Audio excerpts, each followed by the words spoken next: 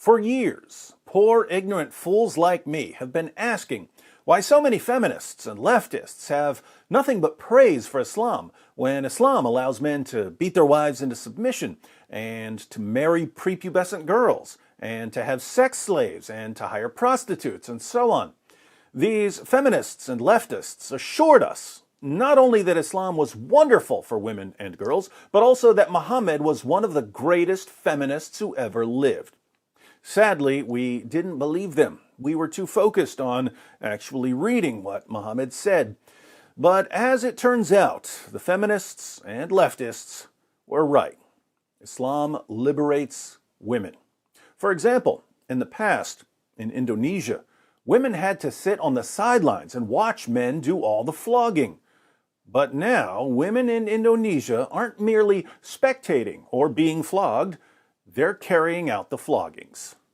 That's progress. AFP reports. The masked woman nervously approaches her target. She ain't the only one who's nervous.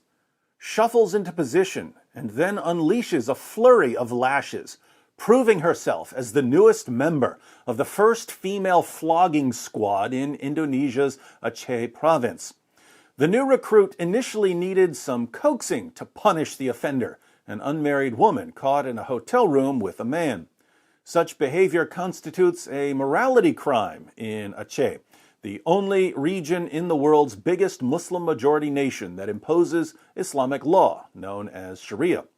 Those found guilty of breaches are often publicly whipped with a rattan cane. But despite her reticence, she persevered and delivered her first flogging. Atta girl.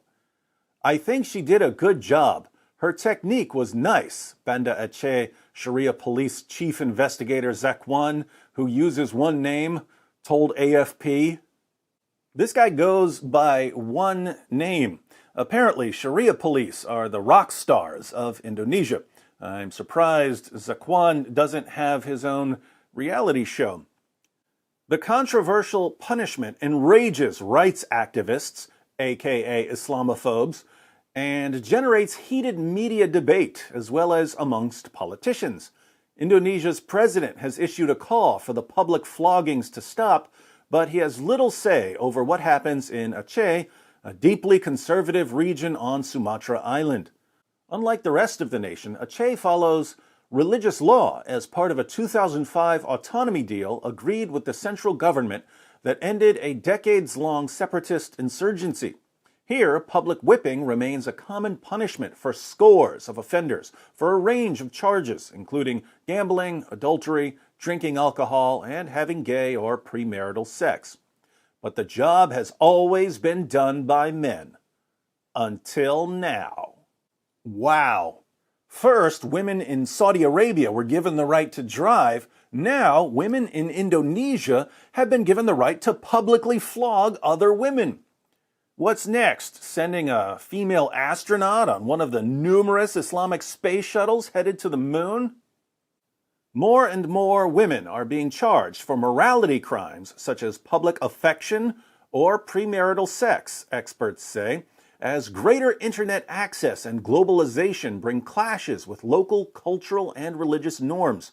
Enforcement, too, has increased, and now Aceh says it's trying to follow Islamic law, which calls for women to whip female perpetrators. That's debatable.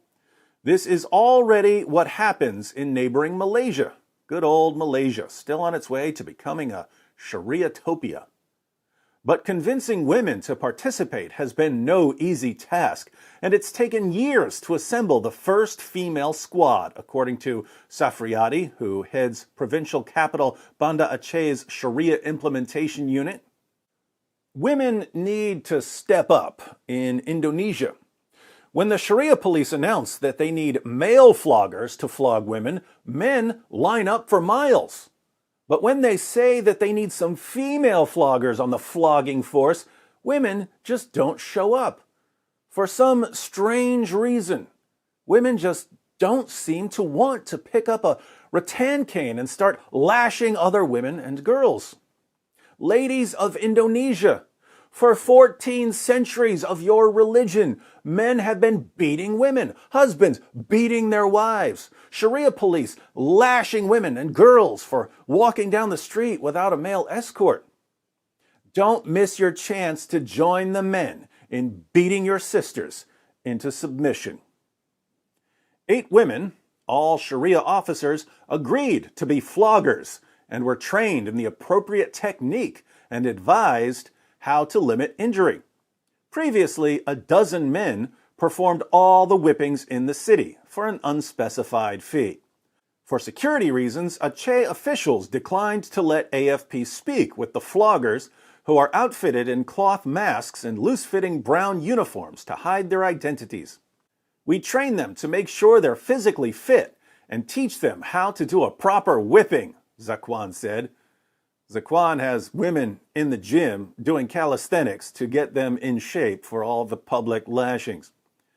But the secret for any whipping is getting past the mental hurdle of lashing fellow citizens. For that, you need to look to God, Zakwan said. It's kind of an indoctrination that we give to them so they have a better understanding of their role. Have no mercy for those who violate God's law, he added. No mercy. No mercy. So, according to the Aceh School of Public Flogging, trainees need to be not only physically fit, but also mentally fit. But they can only be mentally fit by focusing on the great God Allah. Good advice for those of you who are interested in pursuing a career in the rapidly growing field of flogging rebellious women. Hit the treadmill, build up your cardio. Don't forget to work your shoulders and arms and back. Do some stretches. And above all else, study Islam's most trusted sources so you can learn to show no mercy to those who violate Allah's law. Train your body, train your mind, and maybe you can be Indonesia's next top flogger. #Islamic goals.